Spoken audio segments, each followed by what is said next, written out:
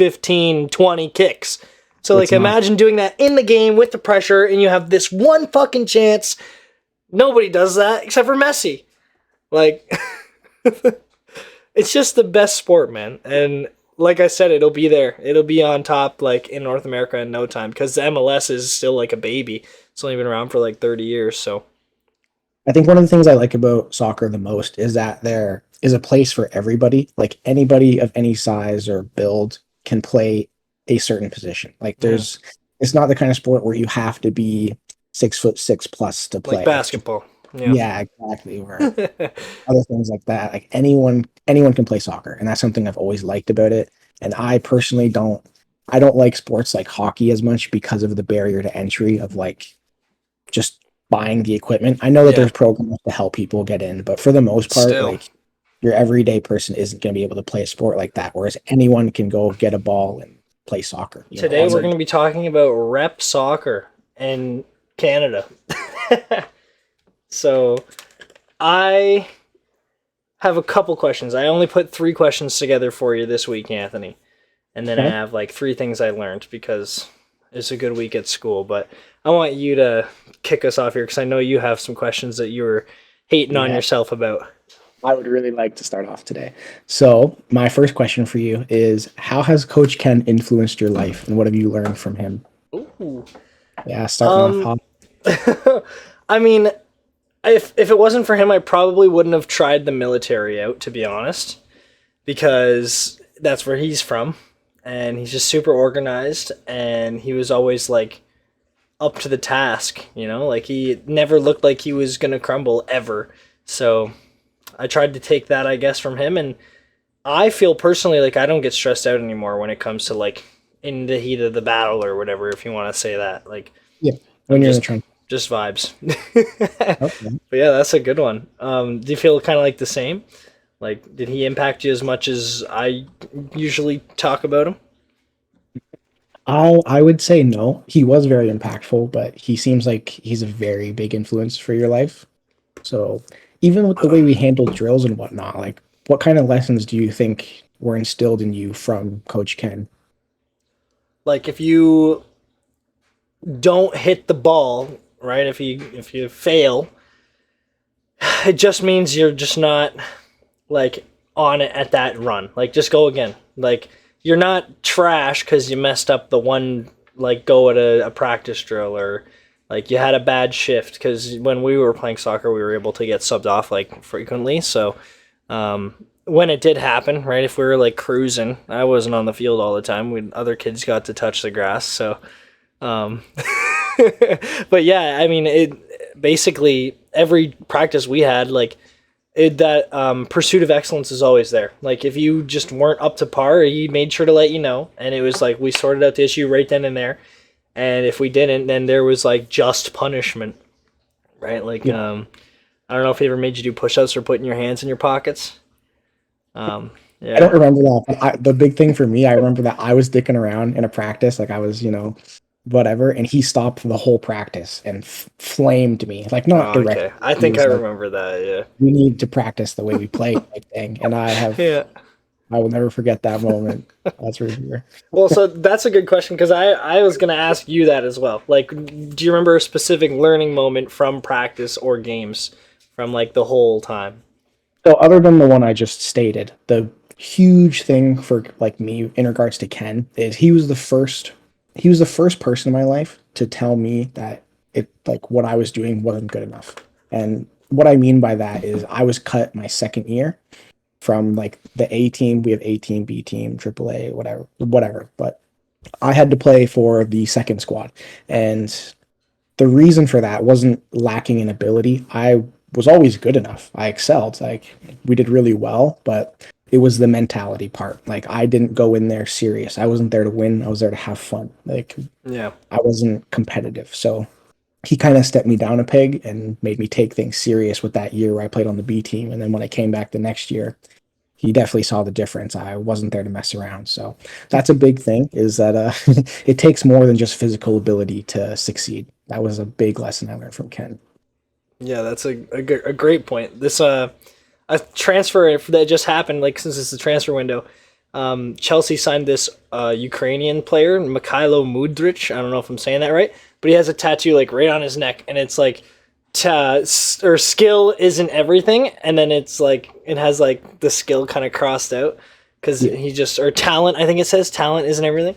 So it's a great point. Like just because you're good enough doesn't mean you can have the longevity or the impact that you should have every time.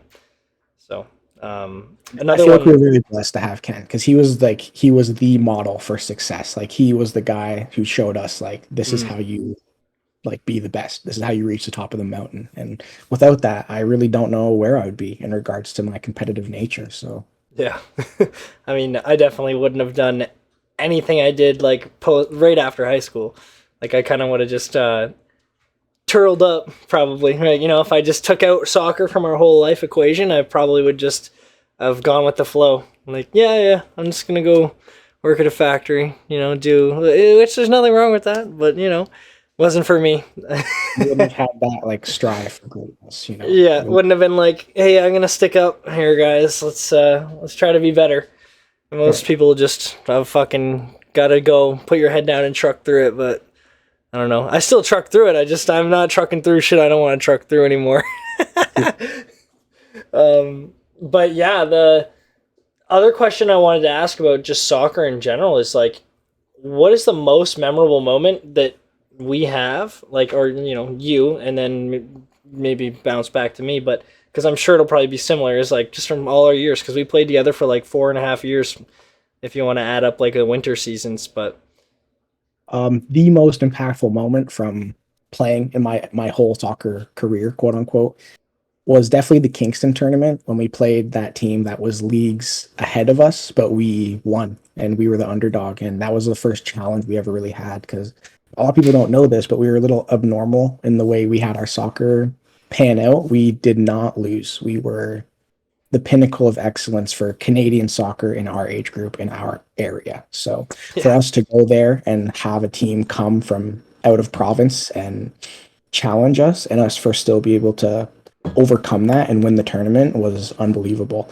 That moment showed me that like you can do more than you think you're capable of. Like don't let people put labels on you or skill cap you. Like yeah. anything possible.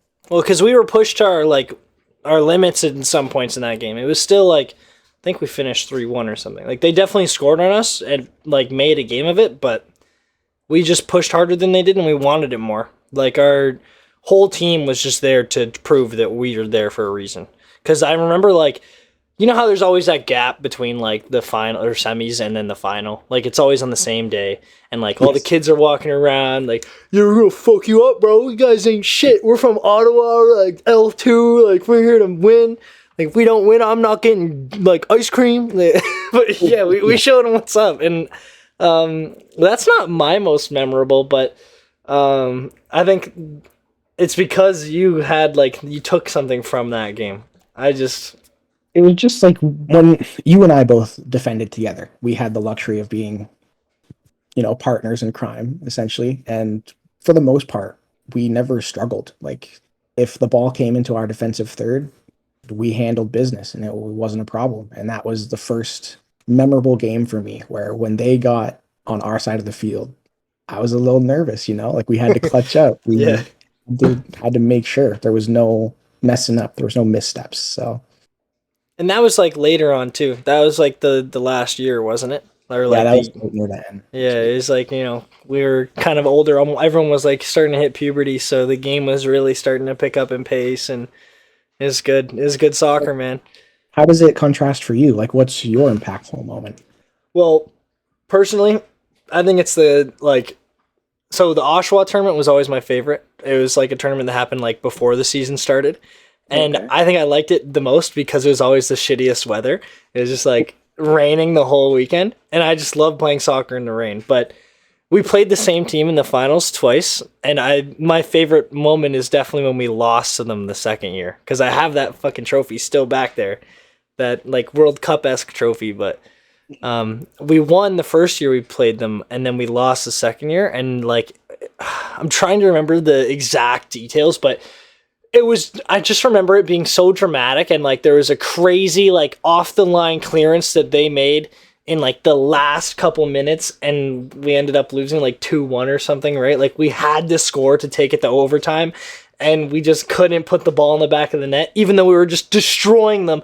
And like I think I take that as my like most memorable part of soccer, because it just shows that even if you are your best, sometimes you just don't win. Like, because we should have won. Like, if we look at like XG, expected goal statistics, we probably had like 7, because we were just crapping on them for the last like 30 minutes of the game. They were totally parked the bus. Like, I just remember it being pouring rain, and like the crowd was unreal, because it, again, just like that team from Kingston, like the bigger cities have more of like a family that's like, loud and rambunctious. Like our families are all like normal, like white picket fence, like, nuclear family. So they're like, yeah, good goal. But the other teams are like, kill him, take his head. Yeah. But yeah, it definitely taught me that you can lose even if you're like 110%. So So I have another question. I would like to ask, why did you play defense? What influenced you to be a defender? honestly, I'm gonna have to think that thought through for a sec. I've never been asked that, because even now, like I still like it. Like last summer, we both, well, like, you played men's league, but not like really. You were there for like super sub for a couple games. You're like an illegal player. But I just like reverted to defense again, and I haven't played defense in like probably 10 years, like literally a decade. Like in all of high school, I just was like, yeah, I'm gonna play like center mid. I'm gonna kick the ball into the net, which I was still good. Like I got some good assists, but I just feel like if you look back at like when I started playing, it was probably like my strongest position, because I was more of like a stocky kid. Like I wasn't like super slim, and I could still muscle everybody off the ball, because we were all like prepubescent, and like I wasn't like super short at that point. Like Sam, he was one of the tall guys. That's it. Everybody else was like around our height. Yeah. So I feel like I kind of just fit in at the defender spot until like high school hit, because then like I kind of grew out. But then like in men's league, I realized like it doesn't even matter. Like as long as my positional awareness and like my reading of the game, and like I just don't get caught out, right? You need to be sound as a defender, and I think that's why I like it, because you're liable, right? Like if you make a mistake, it's a goal. So I think that's probably my answer. If 10-year-old Jake, I still like idolize like Ronaldo, Ronaldinho, all the like attackers, because they're the ones that are in the headlines. But yeah, that's a really good question. I would have to say that though, like it just fit me, and like that's where Ken probably saw me like the best, because we didn't really have a say. Like we would show up and be like, yeah, I want to play this, and he's like, okay, you suck at that, you're gonna do this, like, but in a nice way. Yeah. And so he coached us both into like opposites almost, because we were always like stopper sweeper, and like he just realized that, okay, we have a nice pair here with a good potential to work together, and there we go. And I think being a defender made my ball control a lot better too. Like if I was anywhere else on the field, I probably wouldn't have excelled like in close spaces, because there was a lot of times where we had to do like number ones, if you want to call it that. I don't even know what it's like the actual moves is, but it's where you step on the ball and like change directions real quick like that, and it always works. It never won't work. But yeah, that's a good one, Anthony. I like that question. Are you ready for another? Yeah, shoot. You're on a fucking roll. So we're going to detour a little bit. I would like to know if your experience in soccer has influenced the way you approach other aspects of your life. For example, like you really cared about your position when you worked at McDonald's, and I wonder if that competitive drive was what carried over, or if they weren't related, or how does this work? I'd say they have to be related. Like just through learned behavior, like with all the shit I'm learning about now, and just advanced behavioral analysis and psychology in general. Like we spent a good, like, 6 years probably total. And then, like, you go to high school and I'm still carrying that throughout, but like in a shorter time period playing for the school's team. But yeah, like my just drive to succeed in a group setting was always like 110%. I showed up to every single shift at McDonald's like it was a friggin' tournament, bro. Like, all right, boys, let's get in the kitchen. Let's drop this meat. Like, let's go. Let's have the best times ever. And like, I did. I was actually like the highest performing speeds manager for a while there, and like near the end of my stint. And I definitely think that just the will to win and like wanting to win is a good thing, but also like had too much winning's a bad thing too. Like you gotta have that loss, and like we never lost. So when we did lose, I was like devastated, pissed off for like 3 days. Yeah. Like my parents knew just not to talk to me on the way home when we lost. Like it's like, hey, Jake's just gonna be Jake. He's gonna be mad, so let's not bring it up. Since we've been up together, I've gotten to see that like it really does kind of leak in other aspects. Like you really excelled and had the drive to succeed at McDonald's. You also have like since going to school, I've noticed that you carry that over there. You do exceptional work and you work really hard, especially with like note taking and whatnot, as compared to like the typical student experience. Like you really every aspect of your life you try to optimize, and it's cool to see that stemming from soccer, considering we've got to grow up together and kind of experience those things together. So, and like it wouldn't be the same if we had a different coach and a different team, and if we played somewhere else. Like I definitely wouldn't have taken those lessons from like Coach Ken and even Scott. Like I remember Scott was always like that unsung hero, like just the assistant coach that everybody loves. Like he was always there when if like let's say Coach Ken like shit on one of us, I know Scott would always be there and like have our back, like essentially, right? Like, yes. Don't worry, like he means well, like just you gotta focus next time, like do this better. And he was really like the mouthpiece because Ken was always just in the game, like during the game. But if you pissed Ken off during the game, he'd give it to you still, but he wouldn't explain why. He'd just be like, ugh, and like get to the point, and you'd sit on the bench like, oh my god, am I really that bad at soccer?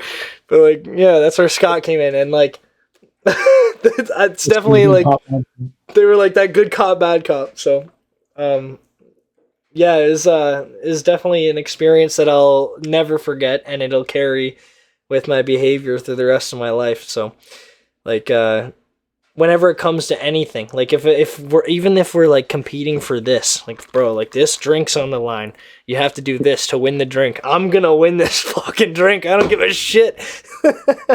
So definitely, and your past as well has shown that tendency too, like. When you really want something, you just do it. Like you just 100% in. You're all eggs. Here, I'm gonna put them all in this basket and just do it. Like, I remember when you were like literally this close to being a pro in Rocket League, and like I didn't talk to you ever because you were just Rocket League. Like, let's go Rocket League. Gotta play. I like Rocket League. Yeah, and so that's where we're like we can see the goods and bads. And like I did the same thing with McDonald's. I was so like tunnel vision, like.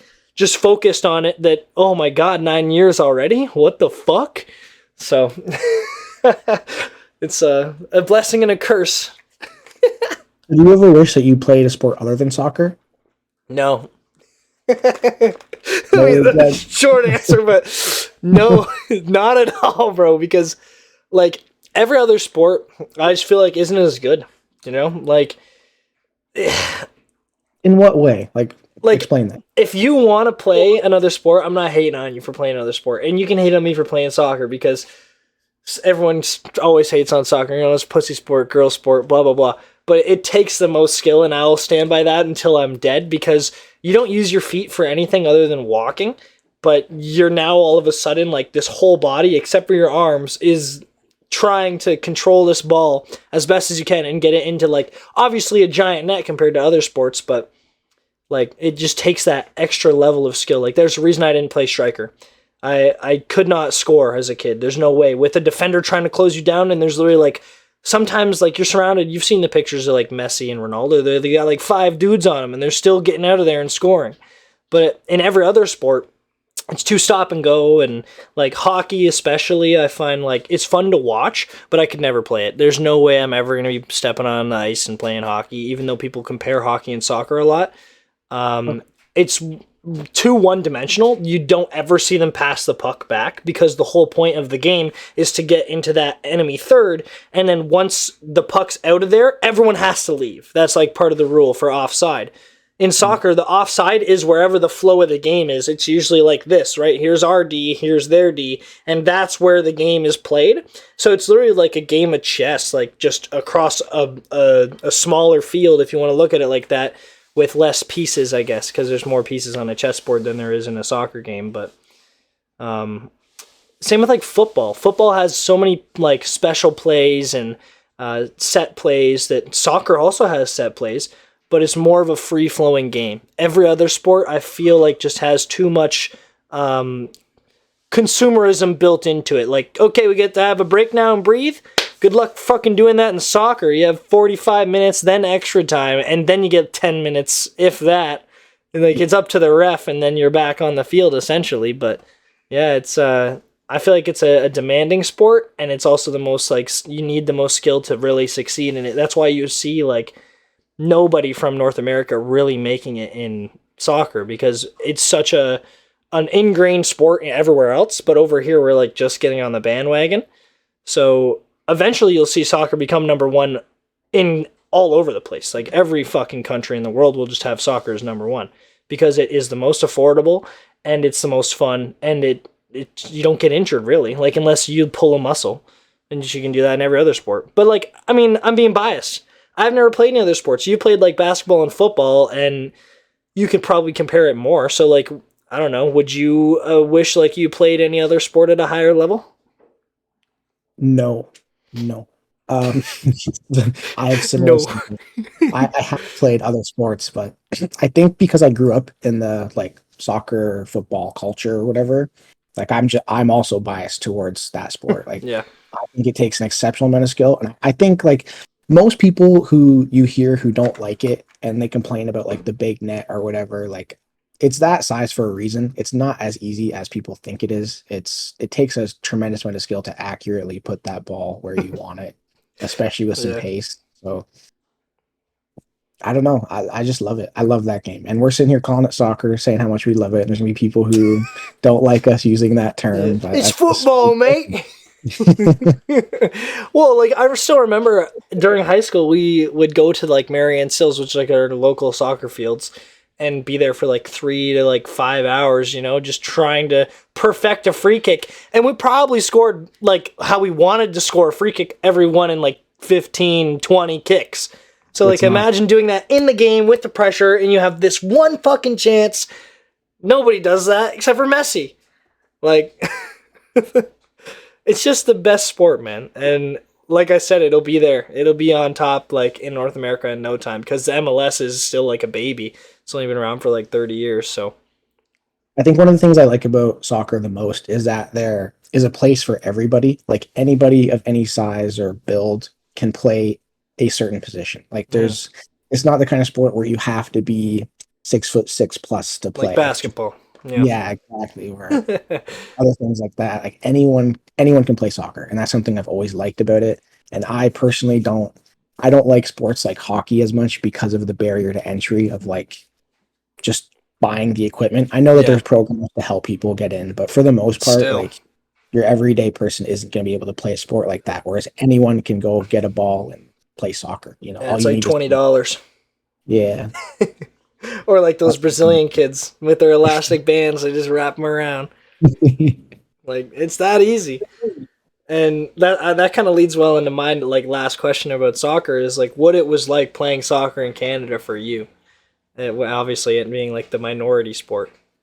It's interesting because in around the world, soccer is like the sport, but here nobody cares. Like soccer isn't the thing. We're definitely a hockey country, and it was a little disappointing to be honest, because that was the reason our quote unquote soccer careers with the team we speak so highly of ended, because most of the team we got to a point where we were at such a high level that in order to progress any farther, half the team had to make a choice. Do you guys want to pursue hockey or do you want to pursue soccer? And they picked hockey. And that's something that still puts a bad taste in my mouth to this day.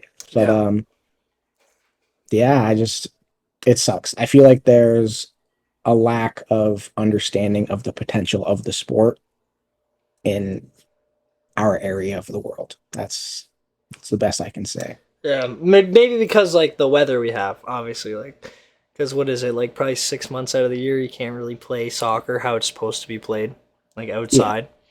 But at least like the technology is getting there. Like the indoor fields are obviously smaller, and I'm not a like big fan personally. I remember I played indoor for only like 2 winters because I just don't like playing on a smaller field with smaller nets. Like it's just not the same. It's not soccer. It's like it's a different sport totally. So like it's Fair still enough. I still excelled, but I didn't like it. I was like, what, dude? I'm not having fun. I need 10 other dudes out here, man. Where's all the sausages? But yeah, it's just unfortunate that that's where like our RNG kind of rolled us, right? Like, I sometimes think like, oh man, what if like imagine like if we were born somewhere like in, let's say, England or Italy or Spain, somewhere with a lot more like scouting and youth teams. Like we would have definitely played on like Benfica's U12 team or some shit, because that's like rep soccer over in Europe. They Yeah, actually have like the whole that's it. entire system is set up how it's supposed to, which Toronto FC is getting there, and like all the MLS teams are doing that now, but only in their city. So like that's where it sucks living in Canada. We live in between Toronto and Ottawa, and then there's like nothing for like 3 hours. So we're kind of in this like blind spot of humanity.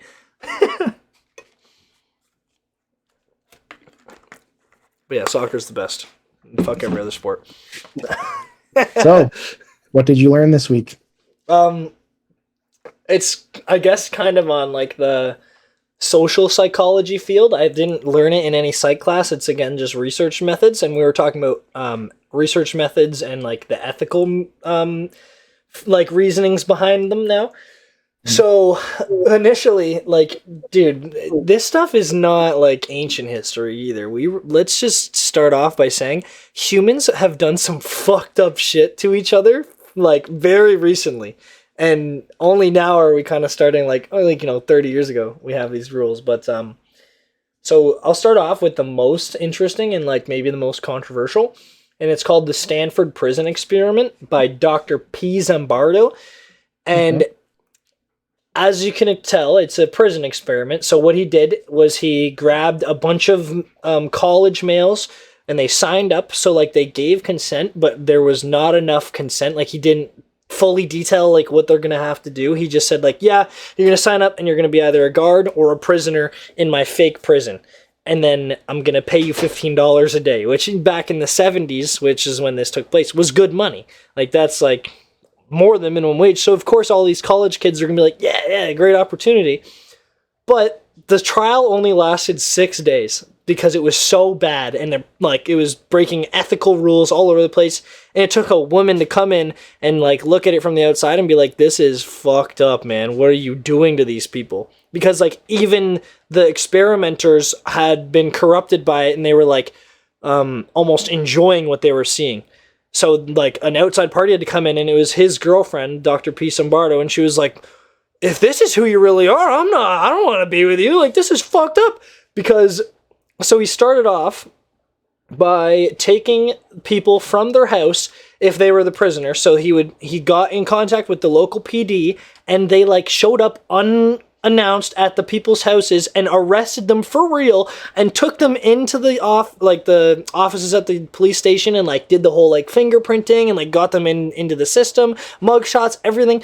So like they right away are like, they didn't sign up for that. They just signed up to be a fake prisoner. He didn't say anything like that. And so then they get put in these like makeshift cells, and there's, I think it was like 5 prisoners, 5 guards, and the one guard, I'm kind of jumping back and forth here now, but the one guard, he was like, yeah, I went in there thinking I just want to be the most like douchebag prison guard I could ever be.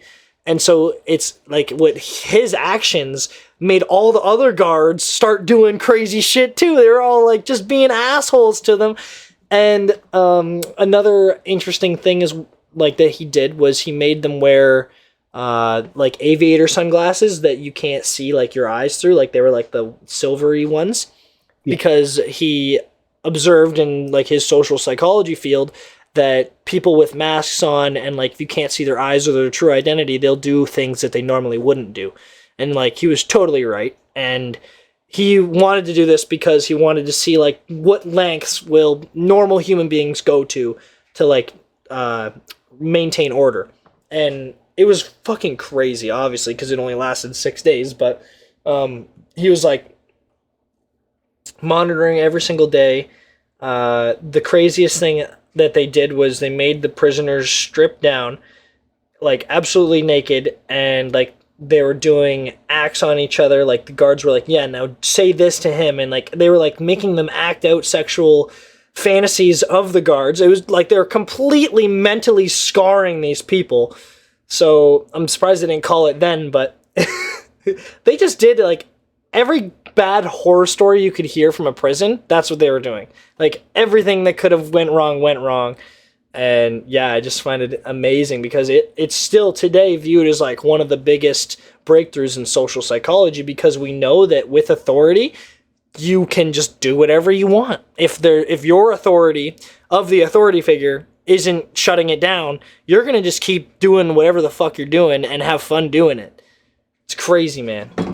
And like, I guess to tie on to that, in 2004, this con man called over 100 restaurants and managed to talk the managers into completing a strip search of an employee who was a female. So he was like only on the phone. He was like, yo, I'm a police officer. This is my name. You're this one employee. This is her description. And he just said like brunette hair, you know, because like obviously at like a McDonald's, there's going to be a brunette girl. And like very generic. So then they would go in the office and like, the dude was talking the girl through, like literally tapping her down, and like nobody questioned him because you don't question authority. And so, like that's where, and he managed to make, I think the number I'm trying to remember off the top, it was like 60 to 70 managers went along with it, and like so that's a really high percent ratio. Like out of 100 restaurants, and all he said was, "I'm a police officer. This is my name. I'm from this police station." And they was like, okay, what you want me to do? I'll rape her. Like, they literally just did anything he said to do on the phone. And that's on the phone. That's not like in front of me, I'm a fake guard and you're a fake prisoner. It was literally just, they believed in the authority. And so, like, one of the questions that I wanted to ask you off that is, do you think that those experiments would be different today because our lack of, like, respect for authority? Or if human psychology just kind of is the same? I think people are more inclined to question like things like that. I don't think it would have been as successful, but I don't think it would have been much of a difference. Like instead of having a 70% success rate, it probably would have been like 40 or 50. Like it still would have been significant. So yeah. Well, and I like think it's if you were put in a position of power, like a prison guard, and your other prison guard starts doing some crazy shit, are you going to stand up and be like, no, we got to treat them right? I feel like most people are expecting like, yeah, I would step in, but I don't think I would know what to do. I think I would wait until it was like blatantly obvious that like I'm the one who has to step in. But as part of the experiment, I would kind of expect like the people who are conducting it to kind of manage those kind of things. Like I wouldn't know if this is something that they would want us to be doing, as terrible as that sounds, but I would be unsure as to whether or not it's my place. I feel like I would go out of my way to help the prisoner once the guards left, or like in any way I could. But like one-on-one, yeah. Yeah, more one-on-one, more intimate, more like, once the social psychology goes away, then you can be yourself. Yes, yeah. But I like that honest answer though, because everybody else would be like, "Yep, I'm a superhero." But like they say, nobody's a hero, man. If this person is just willfully like doing whatever they're being asked of, like I'd be more inclined to be a bystander. But if they were like fighting back and struggling to fight back, that's different. I feel like I would step in at that point. But it just all depends on the situation, you know. Like I can sit here and say I would do one thing or the other, but I don't think I would know what to do. I would be like, how did I get here type thing. And that's like what the one McDonald's manager said. So she was like the one that went the farthest on the phone calls. The guy told her, like, hey, do you have a husband? Like, I need him to come in and I need to talk to him. Like, I need to get him to do further questioning of this person. So she calls her husband and he comes in. Like, just like, you know, hearing this story, it's like, are you that stupid to like believe this guy and like, hey, I need your husband to come in, instead of like, I'm gonna send some officers down to your location. But like, anyways, back to the story. Husband gets there. He is in the office, and there's a video on this. Like, I'm not going to pull it up because it's very graphic, but it is on YouTube, I'm sure. And my professor like paused and had to, you know, explain like, here's a trigger warning. You're going to see some things you might not want to see. But the dude talked him through over the phone. He's like, okay, now you're going to do a strip search. And like he made the girl take all her clothes off and like do like 360, like bend over, spread them, like everything. And this girl knows she didn't steal anything, but she's also going along with it because like nobody's questioning the authority. And eventually, after like all that stuff's done, Buddy tells him that, okay, now she has to blow you. And like, she did. She literally sucked his dick in the McDonald's manager's office because she just didn't want to question authority, and he let her do it. And his wife's right out there running the floor. He's like, this police officer told me to get my dick sucked. I'm not going to say no. People can just be molded by authority. That's what I learned this week, is no matter how individual and how like proud you are about like, I wouldn't do this, like you probably would, buddy. In the right circumstances, the evil is there in all human beings. Like, it's crazy. It's a tough one, man. It's great. I don't know what to say. Because, I mean, I feel like I wouldn't do that, right? But when put in that circumstance, like what the manager said, she was like, you guys weren't there. You didn't know how serious he sounded, and he knew what he was talking about. And I was like, you're right, but I'm also not that dumb. I probably would have been like, all right, go away. Prank caller. Right, yeah. Because, like, I feel like social psychology works on, like, people of average intelligence. Like, if you're just a normal everyday Joe and, like, kind of normal IQ, like, you're not really anything incredible, you know, just a normal person, atypical. I feel like you're easily moldable. That's why we, like, noticed what happened in World War II. Like, everybody was on one team or the other, and there was nobody in between. It was like, you know, you're either alt-right or you're here for the Allies. And like, that's like the most polarizing picture we ever have of social psychology, because like people like me and you were turned into SS guards at extermination camps and were just killing people every day and didn't even question it. Like, none of them did. They probably, like, you know, kind of cried about it at the end of their day and like, oh my God, I can't believe I killed this person. But like, nobody stood up. There was no like rebellion in Germany. Everybody was just on the same team, because that's what happens when you get like authority pounded into your skull over and over and over. And like the Stanford prison experiment showed us, it's like you don't really have a choice. You just become one of the bad guys. If like one person's a bad guy and you're on their team, all right, I'm bad too. So yeah, that's what I learned this week, is like, that's why we have ethics in research methods now, because you have to make sure that everyone that is in your experiment is there and they know exactly what's going to happen, when it's going to happen, like fully consent. Because back in the day, it was just like ads in the newspaper. It's like, hey, come do this. And you fucking did it. Less regulated. Yeah. The other one is pretty cool too. Like, it was another person that inspired the prison experiment. His name's Stanley Millgram. He's a social psychologist who is fascinated with the Nazis and like how everybody was turned from a normal person working a normal 9-to-5 job and then like a serial killer overnight, or like over a year. And so what he did was the Milgram shock experiment, and that shit's crazy too.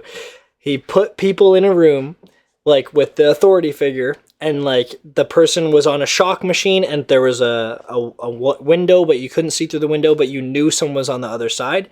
And they used recordings of a voice to like mimic a scream and like, you know, certain things that he would say. So when you got a question wrong, you shocked the person on the other side of the wall. And like, you would shock them so far that they would die. Like, it literally, the setting is XXX danger. And like Yes. once they get up to there, they still keep doing it because their authority figure right there tells them to do it. Like, no, you have to do it. It's part of the experiment. You signed up for this. And then they're like, okay. And then you like the recording happens. It's like, oh, and then like he's dead. And like the dude doesn't even scream after like the last 2 shocks, but they still keep doing it because they told him to do it. It is fucked up, bro.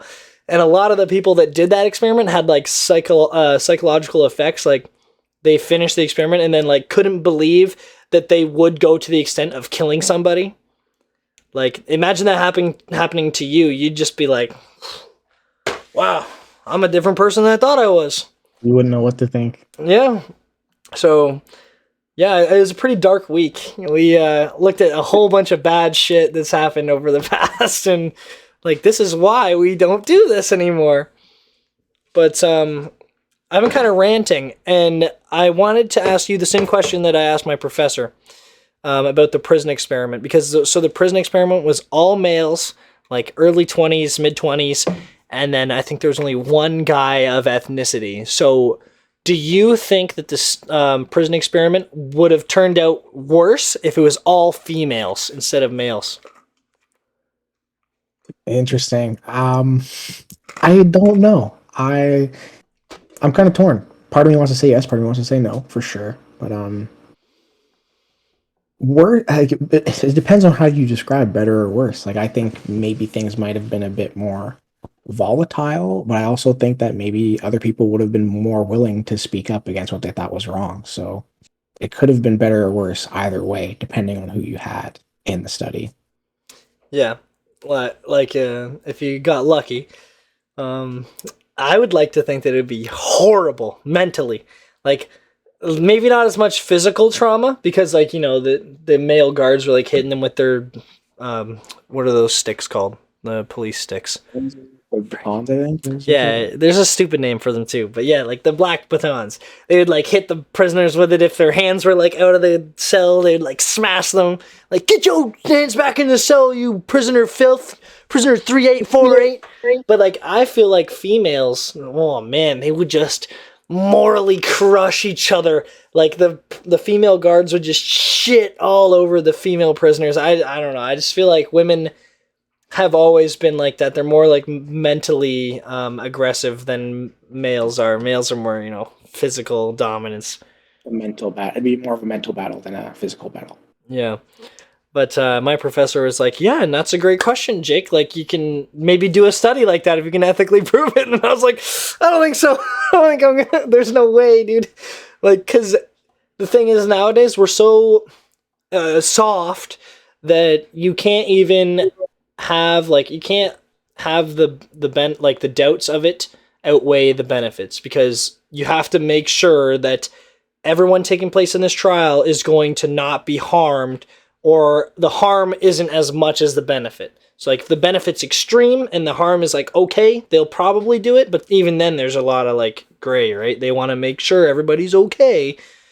So it's hard to really, like you said last time, your question, like, so do you think if ethics were not a thing, would we have more advancement in psychology and sciences? I was like, well, maybe. It's like, maybe, man. Like, you know, if we didn't have to worry about caring about other human beings, which I do, obviously. I have, you know, compassion and I care about people. I wouldn't be able to, like, hurt somebody. I don't think I'd be able to kill someone unless they were trying to kill me. But, yeah, it's definitely a good question to ask, because ethics happen for a reason, but... A good reason. A very good reason. Yeah, and it's like... But with imagine a world without ethics. It's like that meme where it's it's like the space living, like everything's super advanced, and it's like if Nadeshot never retired, this is the universe we'd be living in right now. Stupid shit like that. But did you see Scump retired finally? Yeah, like, that was wild. We used to play lots of Call of Duty, so I watched it and I got kind of emotional. I didn't even expect to like be emotional when I watched his little retirement speech. It's like, why did it hit me? There. Everyone who's been like there along the road, especially Hex. I love Hex, so yeah, really cool to see them all get together like that. Nadeshot wasn't there. I was like, oh, Nade. He should have been. He should have been there. He's probably busy. Ooh. But yeah, that was an amazing time period as well. I think that's like another reason why we liked video games was because rep soccer. We were able to compete. Like back even when we played Call of Duty, like you were hailed as one of the best out of everybody, right? Like they were like, "Oh, I want Anthony on my team." If we ever did like 3v3s, Yeah, the group we had, yeah. yeah. So it was fun. It was like we could always be the best at something, and like right now, you're essentially the best in your workplace too. And they're all like, "Yeah, let's see what's up. I'm gonna give Anthony the good shifts." I like to think that at least. But Well, I think it's because they know you'll pull through. yeah, the consistency got to be there. Yeah. But I have nothing else. I definitely have talked about all I learned. Like I said, it was a pretty dark week. We kind of stayed on the same topics. Um, Rep soccer was just an amazing part of our life, and I'm glad we got to cover it. And like we've talked about this a million times before, obviously, but the questions that you asked me, I was not ready. Those were some high caliber questions. I tried. I tried my best. Put some effort in. I winged it last week, but we put a little bit of study in this week. Well, and so I kind of wanted to ask you just one last thing. Did you learn anything that you wanted to talk about? Because I know you kind of stay up to date on the pods and you dip your toes in. It's not like you're just working all week. The big thing I took from this week was learning about the concept of like the comfort chasm. Like things can be bad, but not bad enough for you to want to change. You can be complacent in where you are. So understanding that sometimes things need to be really bad in order for you to change your surroundings was very important for me this week. That was really the one thing I took from this week. Um, I don't really have much else to add, to be honest. I Oh, think yeah. I've kind of talked about everything that I want to talk about. That's a good one. Comfort chasm. I've never heard that before. I definitely have heard like the same kind of like pitch, but the comfort chasm. Same thing, just different name. Yeah, that's awesome. And so like obviously the comfort chasm. Do you feel like you were in it, and that's why you wanted to bring it up, or? At certain points in my life, yeah, but I feel like right now I'm at a point where things are quote unquote bad enough for me to like, I've really got the ball rolling. I want to be in a different place in the near future. So I'm happy that I'm not in it, but being aware of it Mhm. can help me get through the trenches right now. So Yeah, it's like pretty, knowing that it's always there. You can always fall into it. All right, good shit, man. Good shit. Yeah, I think that'll probably freshen up the podcast right there. yeah. I'd like to say thank you for anyone who's listened this far. And if you guys have any questions or comments, don't be scared to type them out, man. Ask us something, or if maybe there's something you want us to ask each other. Yeah, drop them in there. Give it a shot. Yeah, fucking right. We're all for it, and even the hate too. Let us know what we need to change. We got to change. Everybody needs to change. Fucking right, dude. That was a good pod. I love it.